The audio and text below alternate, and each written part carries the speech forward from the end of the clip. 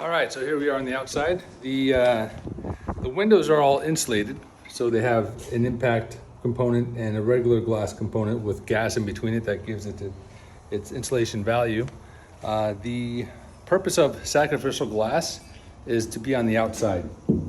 So the inside of the glass should be impact rated, which is counterintuitive because you would think the impact would be on the outside, but what happens in that situation is this impact glass right here and the non-impact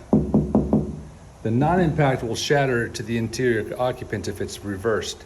So you want the sacrificial glass on the outside, the impact on the inside.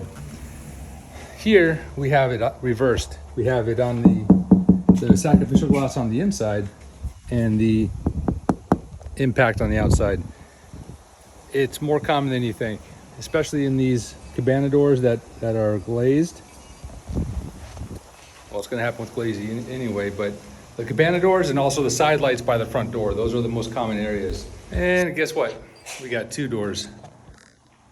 Sacrificial glass is reversed. Two doors need correction. So the solution here is to reverse it.